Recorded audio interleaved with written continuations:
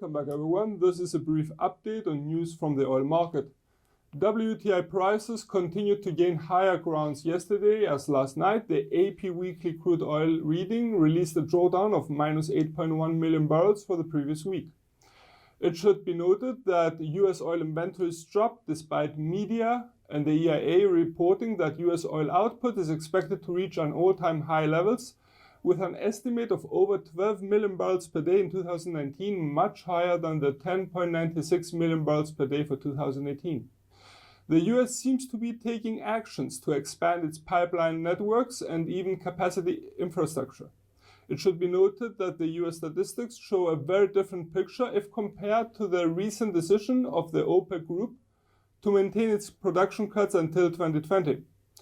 Nonetheless, the US seems to counter any action taken by the OPEC Plus group, and this is what we could be seeing with EIA's latest statistic.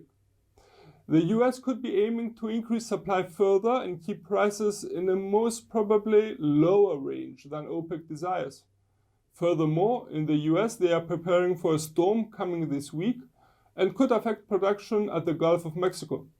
It is expected that oil production may cease for some time, moving to the difficult conditions taking place in the Middle East near the Strait of Hormuz. It seems that Iraq may be planning a new project which would allow it to bypass the shipping of oil through the straits.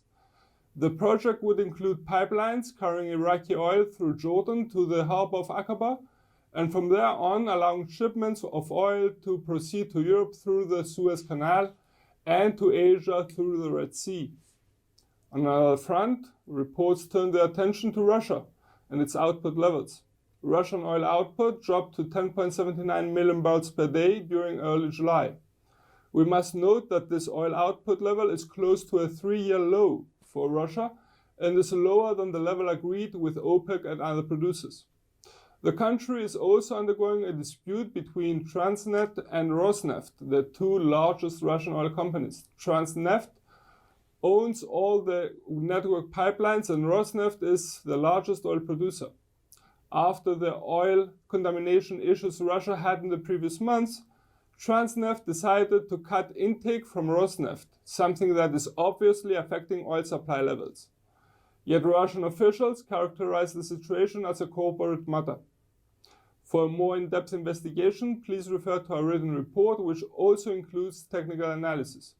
For more information and trading ideas, you can visit our webpage, follow us on Twitter, like us on Facebook, or subscribe to our YouTube channel.